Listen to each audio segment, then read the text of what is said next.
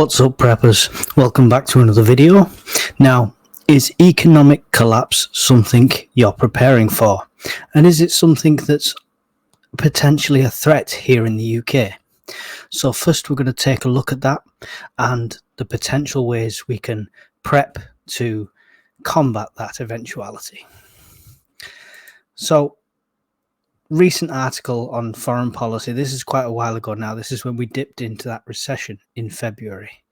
But it does pretty much paint the picture, saying things weren't nearly this bad in the 1970s. And it's a direct comparison with the economic growth in the country and the state of it.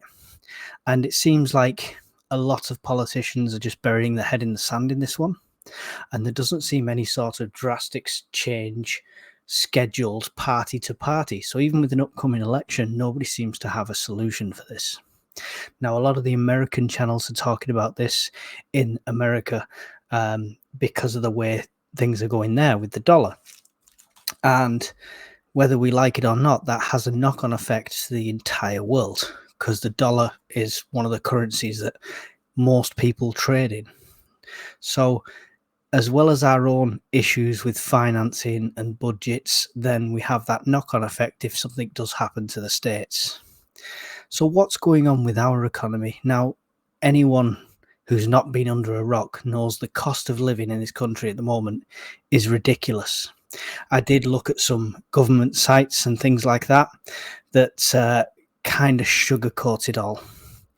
But if you look, they were saying how much it costs to live in the UK, and they were putting rents in London at £954 average a month.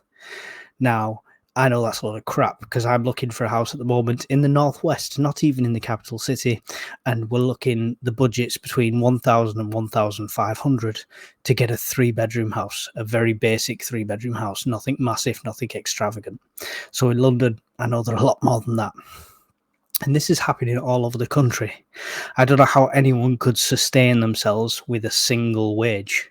Unless you've got a 2-income family, you're going to be really on the breadline here.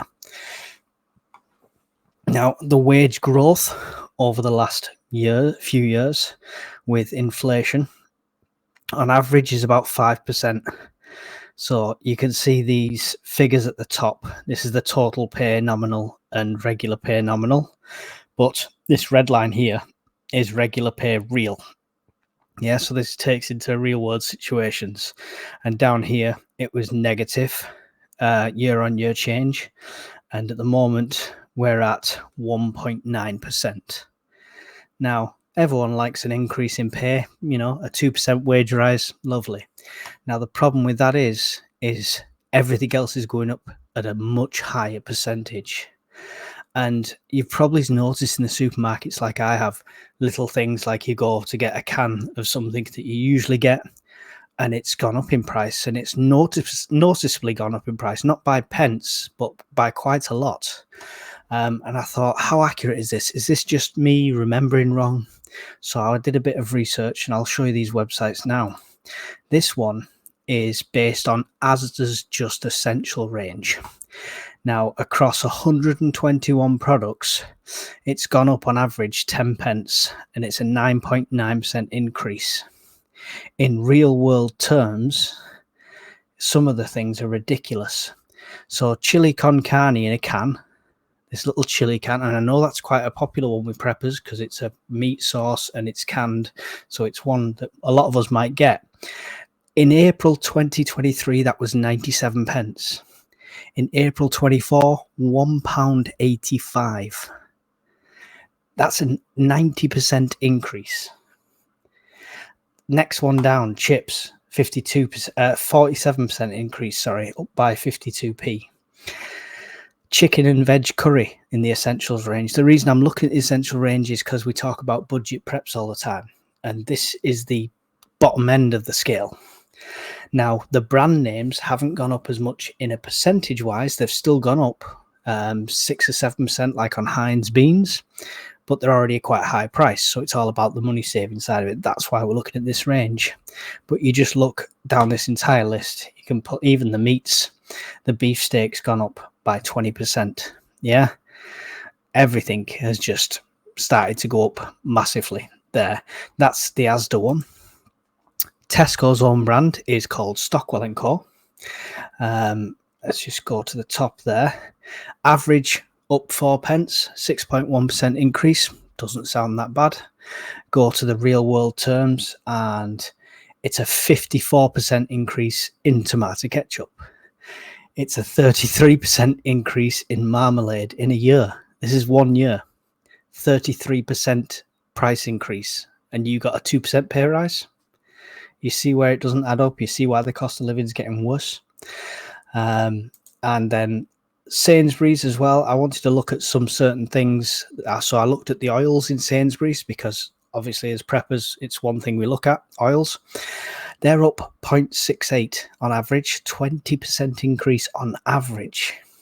Yeah. So the real world terms, this olive oil 2 litre Sainsbury's own has gone up by £4.35. £11 last year to £15.40 this year. It's just insane. 41% increase, 55% increase, 46% increase, 50% increase. They've gone up, and most of them have gone up 30 to 40% on average.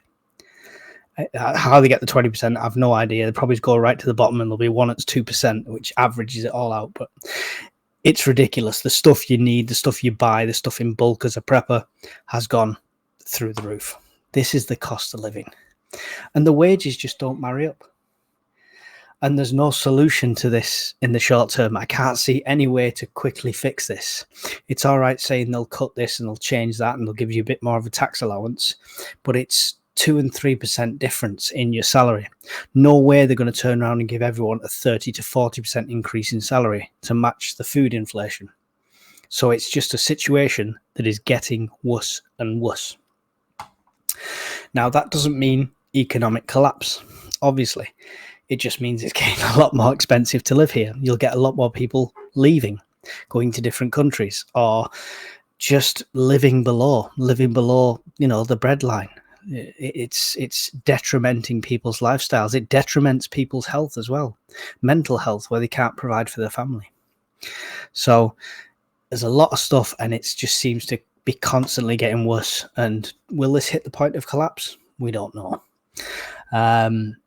So in America, people are worried more so because things like this, billionaires selling their shares of a company. So last year, Mark Zuckerberg sold $400 million worth of stock. In the final months of 23, Bezos sold Amazon stock worth 8.5 billion, JP Morgan roughly $150 million. They're all selling up their stock. What do they know? What are they spending their money on? What do they need that money for? Well, according to late last year, Mark Zuckerberg was building a $100 million hidden fortress buried beneath his Hawaiian Island ranch. What do they know that we don't know? So that's putting the fear factor into the American side of things. I'm not going to go too deep into this because they've got loads of videos on this. There's loads of great people out there like Goshen Prepper who will give you a lot more details on this.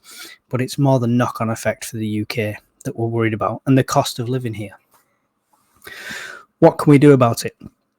Well, there's loads of ways, money-saving ideas and money-saving tips. And I'm going to start to do more videos on this, how to live to a budget, how to feed a family on a budget, things like that. I'm going to start putting them videos together to try and help out people more, help out the average person more.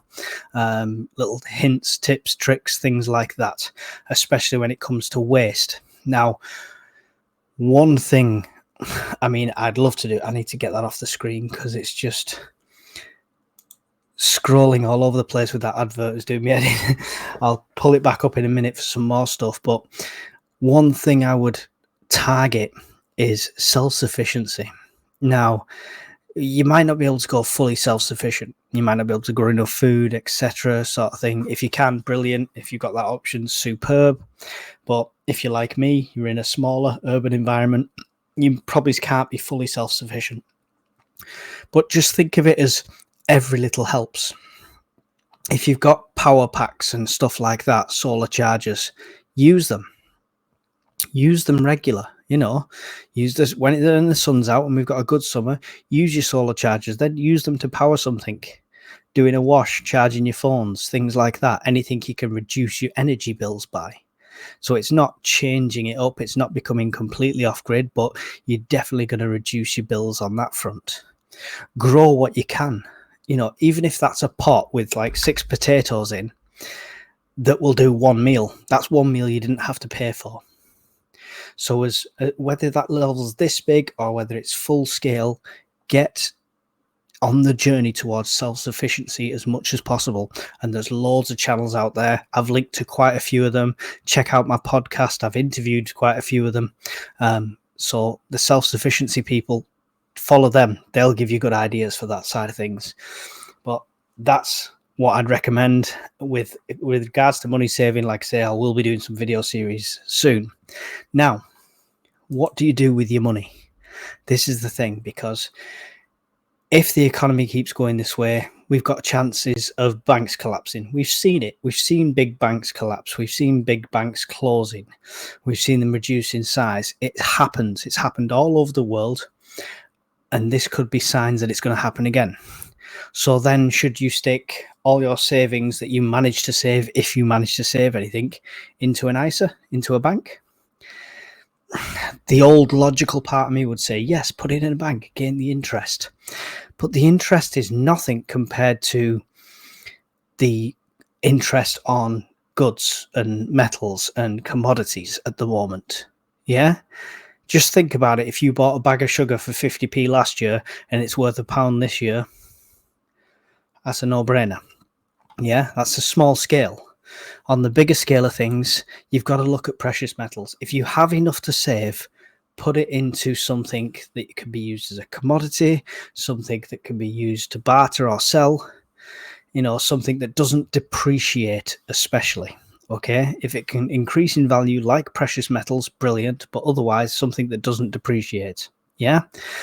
We'll go through the full stock like stock list at the end that's Google will simply tell you. But this is gold over the last year, and you can see the prices here. And I mean, 1,500. I'm not saying you've got £1,500 to spend on gold, but just get yourself a little coin. You know, put a bit aside, get little bits. You know, this is website Bullion by Post. I've seen these sponsor quite a few prepper channels. I've no sponsorship with them, so just Google them. I'm not going to give you a link to them. But look at the price of gold in the last few months of this year. And that might be a spike and it might drop down like it has done in places here, up and down. But in general, the price of precious metals will continue to rise in that fashion. Now, silver, not as big investment, but again, this is over the space of a year. Ups and downs, peaks and troughs.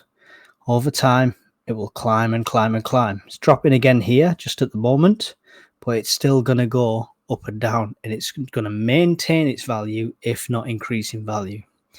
These are some, I mean, and that we're talking, it's, what is it, £20, the year low £17.29, the year high 23, 28. So if you're doing a short-term investment, you could have had, a good 20% onto your investment right there, but that's not what you're doing it for. Keep it. It's instead of having that ISA, put it in a safe place. Yeah. Again, Bullion by Post is somewhere you can buy it from. Coin collections, stuff like that. There's certain coins that are silver that there's loads of research you can do on that. And yeah, so there's loads of options for silver. Just make sure you check the prices all the time and you're paying the right price. Now, this is the temptation for a lot of people. Bitcoin.